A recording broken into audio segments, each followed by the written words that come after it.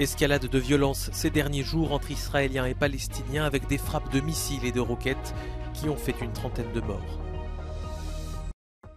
Le Royaume-Uni confirme l'envoi à l'Ukraine de missiles longue portée capables de parcourir une distance de 250 km. Le Parlement européen pose une pierre dans l'édification de la première régulation mondiale sur l'intelligence artificielle.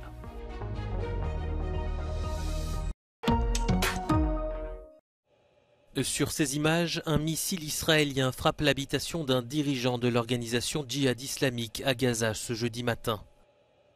La tension est à son comble depuis 3 jours entre Israéliens et Palestiniens. Une nouvelle flambée de violence qui a démarré mardi par des frappes de l'État hébreu visant le djihad islamique. Tel Aviv a dit ce jeudi avoir visé 166 cibles à travers la bande de Gaza.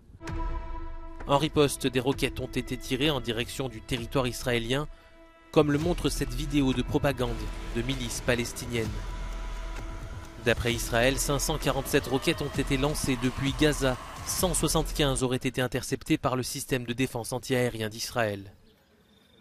Depuis mardi, 28 Palestiniens sont morts et un Israélien est décédé ce jeudi au sud de Tel Aviv après un tir de roquette sur un immeuble. Des appels au calme et des tentatives de médiation ont été lancés par la communauté internationale. Les Nations Unies se disent alarmées par cette escalade de violence qui a déjà fait plus de 130 morts depuis le début de l'année, dont une écrasante majorité de Palestiniens.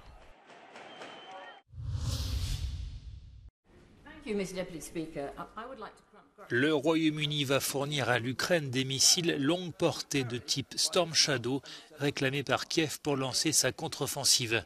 L'annonce a été confirmée ce jeudi par le ministre britannique de la Défense. Today I can confirm that the UK is donating Storm Shadow missiles to Ukraine. Storm Shadow is a long-range, conventional-only precision strike capability. The donation of these weapon systems gives Ukraine the best chance to defend themselves against Russia's continued brutality, especially the deliberate targeting of Ukrainian civilian infrastructure, which is against international law. Ukraine has a right to be able to defend itself against this. Le Kremlin n'a pas tardé à réagir à l'annonce britannique par l'intermédiaire de Dmitri Peskov, le porte-parole du président Poutine.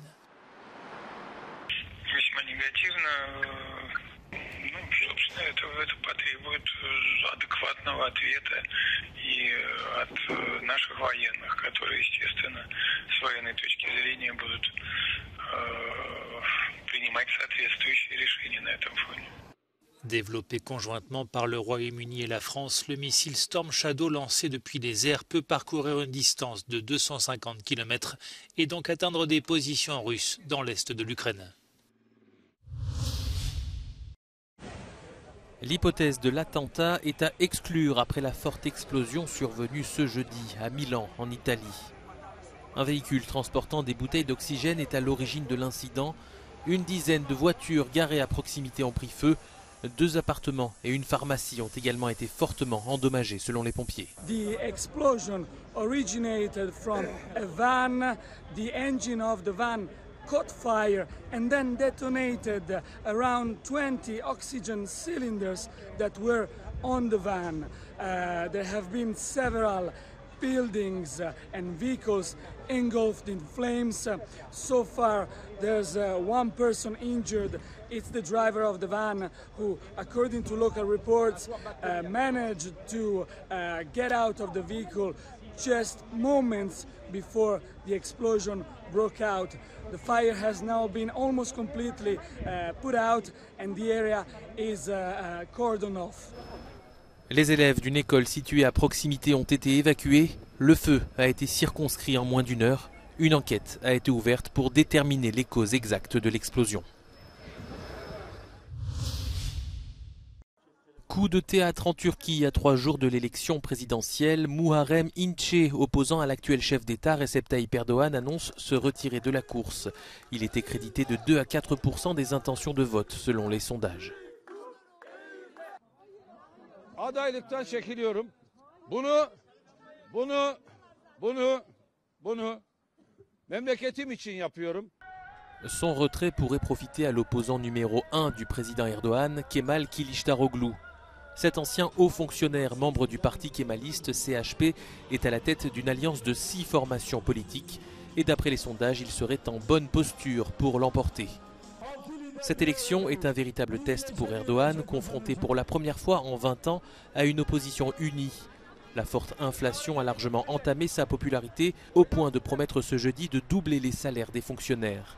Après les Turcs de l'étranger qui ont voté ces derniers jours, les 64 millions d'électeurs du pays sont appelés aux urnes ce dimanche.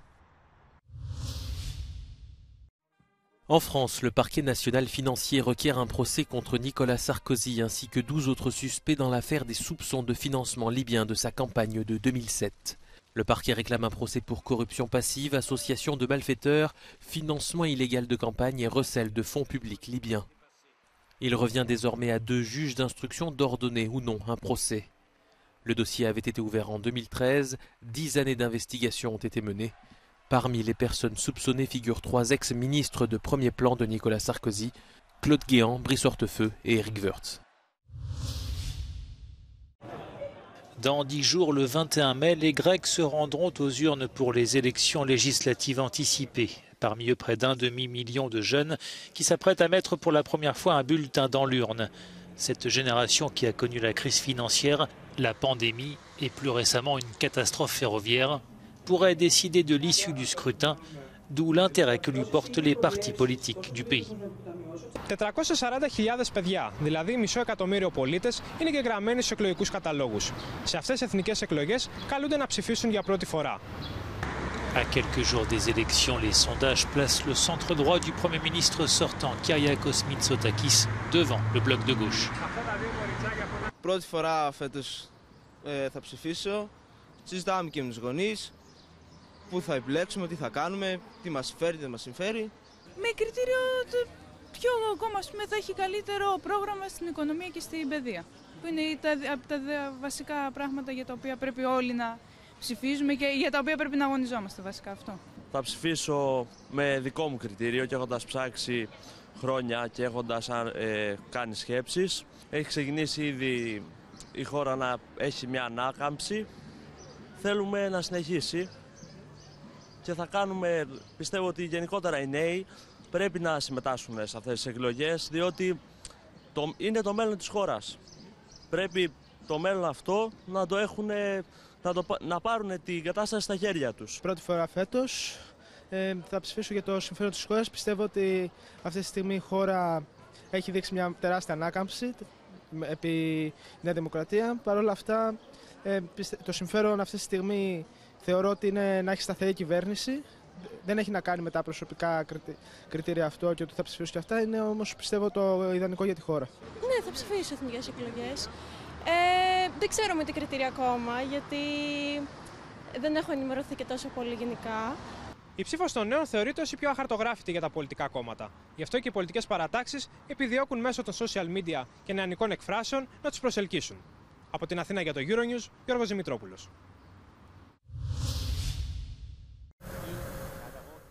Face à une sécheresse dramatique qui asphyxie les terres agricoles, le gouvernement espagnol a annoncé ce jeudi un plan d'urgence de plus de 2 milliards d'euros.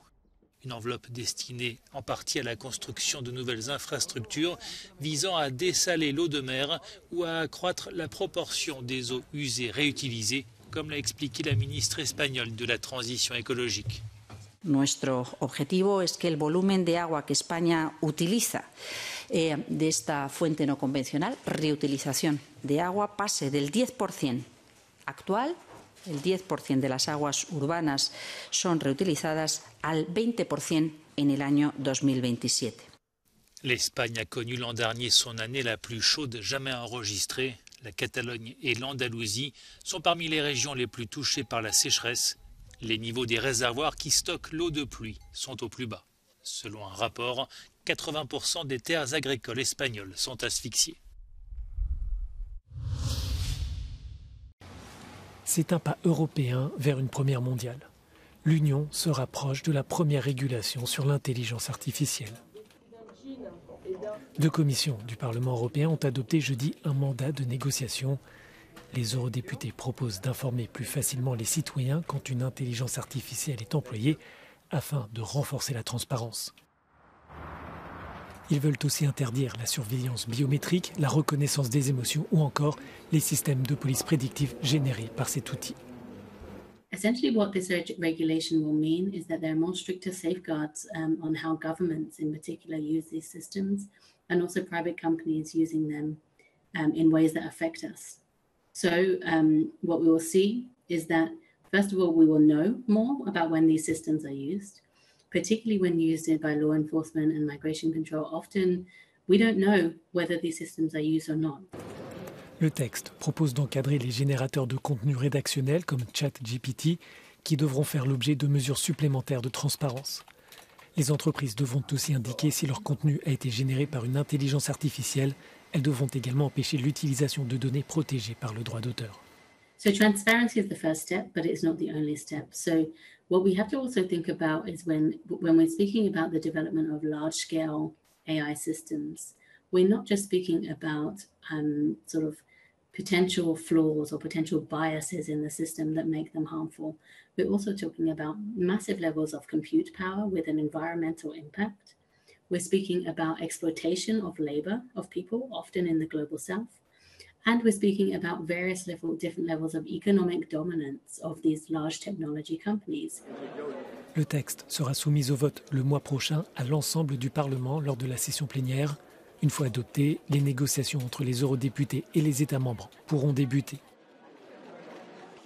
L'objectif est de parvenir, d'ici la fin de l'année, à la première réglementation mondiale sur l'intelligence artificielle.